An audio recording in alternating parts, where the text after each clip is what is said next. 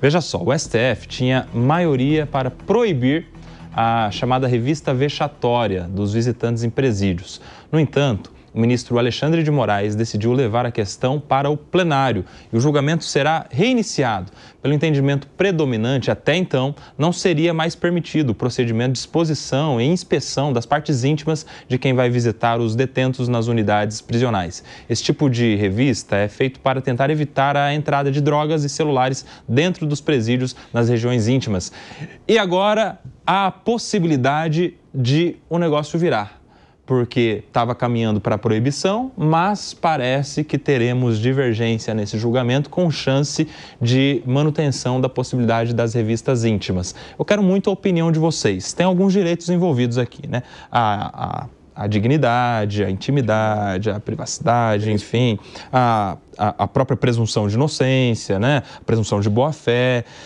Mas, por outro lado, há o interesse público, a questão das facções criminosas que são organizadas e administradas de dentro dos presídios, a violência, as pessoas que lá dentro dos presídios têm acesso a drogas, celulares e tantos outros produtos ilícitos.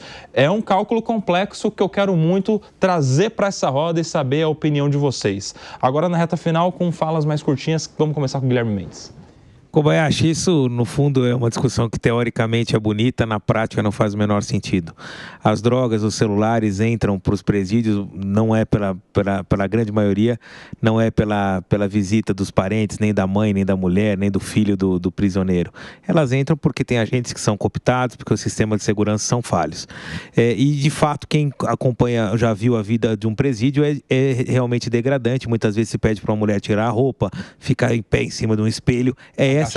Agachar e ficar sobre um espelho, é essa tecnologia e é esse tipo de tratamento que as pessoas são submetidas. Hoje a gente tem possibilidade de raio-x, a gente tem possibilidade de detector de metais, uma série de tecnologias que poderiam fazer, às vezes, desse tipo de procedimento que é, sim, vergonhoso, vexatório, desumano, degradante.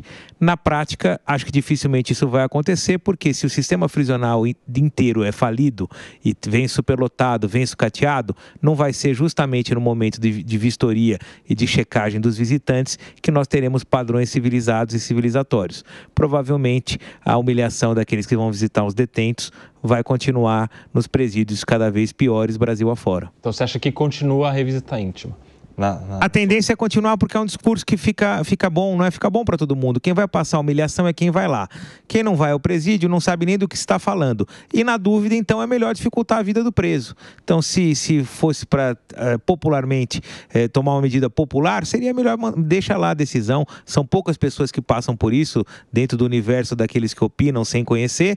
Então, é mais fácil jogar para a torcida e deixar do jeito que está. Pelo perfil dos ministros e dos votos recentes dos ministros, eu tenderia a dizer que eles declarariam inconstitucional a revista íntima, meu querido Acácio. Mas eu acho que muito mais como forma de pressionar o Estado, porque se a gente vai pegar um avião, nós temos mecanismos de infravermelho, essas coisas que são capazes de determinar se nós temos alguma coisa guardada ou não. Me surpreende que isso não exista ainda nos presídios. E esta surpresa é a mesma que leva neste momento os ministros a esse posicionamento. Eles estão jogando nas costas dos estados e da União, dizendo, olha, você não vai poder fazer revista íntima, então a partir de agora você vai ter que investir nos mecanismos e nas tecnologias para que essa revista seja feita de outra forma e ponto final, porque hoje há uma comodidade. O governador do estado não precisa investir nisso, porque o Guilherme disse, e ele tem razão nesse aspecto, há uma pequena parcela que é submetida a isso, a grande massa sequer sabe o que é revista íntima, então essas reclamações acabam não reverberando. A partir do momento que o Supremo tem um posicionamento, os estados e a União precisam se mexer e justiça seja feita. É um problema dos presídios estaduais e também dos presídios federais. Então, todos precisam solucionar essa questão. Ô, Acácio, vamos checar, mas eu acho que todos são submetidos à revista íntima, hein? Quando vão visitar, não é isso? Sim. Ele está falando da melhoria dos procedimentos, né? A minoria da população tem noção disso. Perfeito. Sim. E a melhoria visita, seria... Todos são submetidos. E a sua avaliação, meu querido Gesualdo Almeida? Um tema tão sensível, eu acho que o Supremo acerta quando leva para o plenário. Para que você nos entenda, o Supremo Tribunal Federal é composto de 11 ministros e há algumas decisões que podem ser feitas de forma individualizada, que a gente chama das liminares. Há algumas decisões que são feitas pela turma do Supremo Tribunal Federal, então são menos ministros, e o plenário significa que os 11 vão ter que decidir sobre a possibilidade ou não dessas visitas íntimas. Também tem que ser levado em consideração que, evidentemente, essas revistas íntimas, como disse o Kobayashi, ofende eventualmente a dignidade da pessoa humana, a própria intimidade daquele que será revistado. Entretanto, também tem que ser ponderado que nenhum direito é absoluto, e o interesse público, no caso aqui a segurança pública, deve prevalecer, mas há de prevalecer dentro de critérios de razoabilidade e de proporcionalidade. Caso se obrigue às visitas íntimas, mecanismos existem para diminuir ou pelo menos tentar anular de vez esse constrangimento que na prática aqueles que militam na advocacia penal sabem que os seus, não os seus próprios clientes que estarão presos, mas que a família dos clientes tem que se sujeitar quando são visitados de formas mais atrozes possíveis. E olha só, vamos interpretar sistematicamente este fato e esta notícia, porque a gente está vendo alguns votos já proferidos no plenário virtual, ou seja, no sistema do STF, no sentido de proibir a revista íntima, e nós tivemos um destaque, um pedido do ministro Alexandre de Moraes para que isso fosse levado para o plenário. O que isso significa? Que agora a população vai ter acesso aos ministros votando sobre o caso e que provavelmente vão ser os ministros ali colocados à opinião pública diante de suas decisões. A opinião pública, imagino eu, seja favorável à revista íntima, né? A maior parte da população. Ou seja, seria, de alguma maneira, um método utilizado pelo ministro Alexandre de Moraes, que seria favorável à revista íntima, de colocar todos os seus pares ministros diante dos holofotes da população para falar como é que Vossas Excelências decidirão este caso que interessa a quem nos assiste. No sentido de até pressionar os seus pares a manter a revista íntima. Alexandre de Moraes, que antes de ser ministro do STF, foi ministro da Justiça, aqui em São Paulo foi secretário de Segurança promotor Pública, de Justiça. Foi promotor de Justiça também de carreira, né? Desde 22 anos ele passou no concurso. Pois é. Então tem isso aí pra gente considerar também. O Koba, posso só fazer um acréscimo, mas eu acho que a depender do resultado, eles vão modular os efeitos. Eles vão falar, olha, Estado, antes de acabar com a revista íntima, você tem 3, 4, 5 anos para instalar novas tecnologias. Essa possibilidade. Bem, eu sou favorável à transparência sempre, mas vale aquela questão, né? A justiça tem que decidir com base na opinião das pessoas, na opinião pública, ou com base na legislação? Me parece que é esse segundo caso. Então, não sei se deveriam mudar de posição pelo fato de estarem se expondo à população. Mas outra coisa muito importante a considerar é que o crime talvez seja a instituição mais machista que nós temos no país. Tanto é que a visita íntima é de mulheres em prisões de homens. O crime não admite mulheres na liderança, com raríssimas exceções.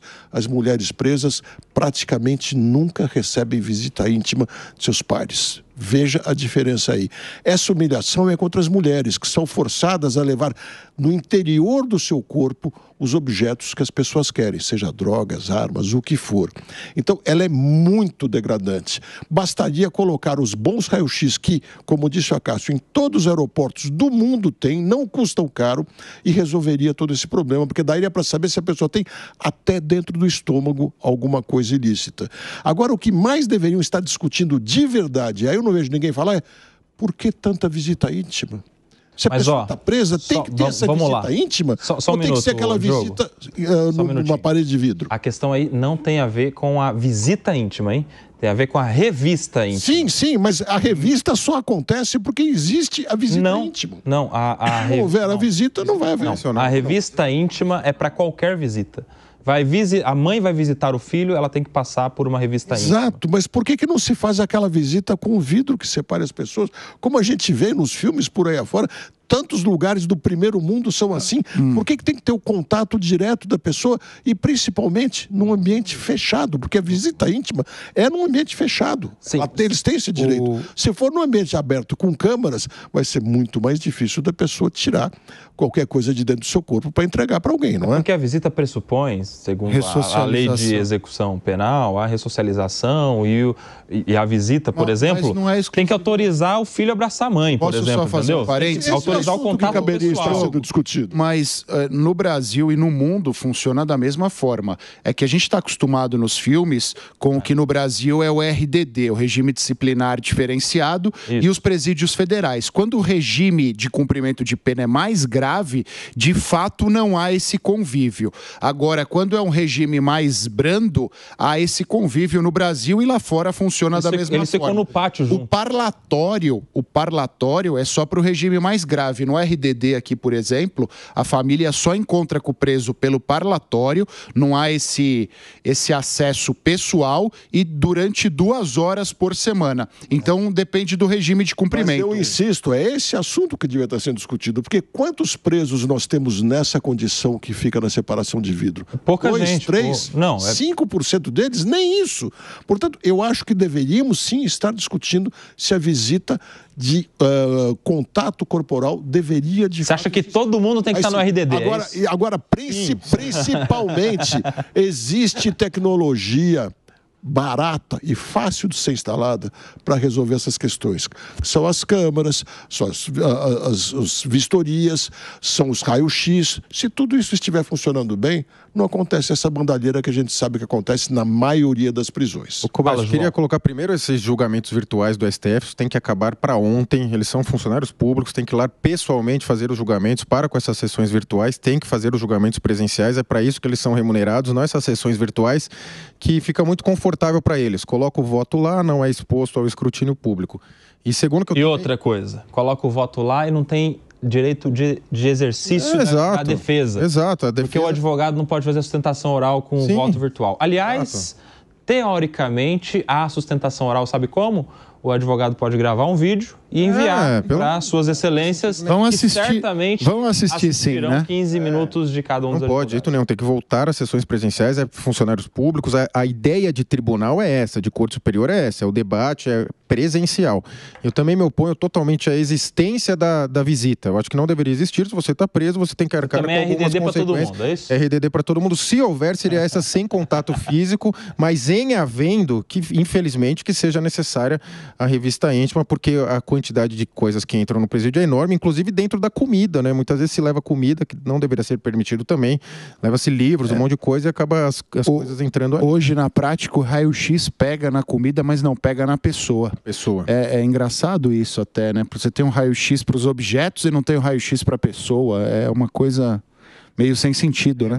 Na maioria dos casos, né? Não é uma regra geral. Tem sim, eu já fui em alguns presídios que eu próprio fui vistoriado, acusa até o pino que eu tenho no joelho, aparece. É lesão de atleta, né? Ronaldo, Paulo Henrique Ganso. Ronaldo e Jesualdo. E Maria Gadu recentemente também teve esse problema aí. Agora, meus amigos, vocês falaram aí do que vocês acham que pode acontecer. Eu quero a opinião de vocês. Vocês acham que tem que proibir revista íntima ou não? Guilherme Mendes. Eu acho que não tem que proibir. Tem que ter revista íntima. Tem que ter revista íntima, mas com os mecanismos adequados, como a gente falou. Raio-X, detector de metais, tudo que tem direito. Isso não é revista íntima. Pô. Não, é íntimo sim, porque de ponta para revista íntima é revista vexatória. Não. Aquela não, claro que não. É claro que não. E aí, a Cássio Miranda?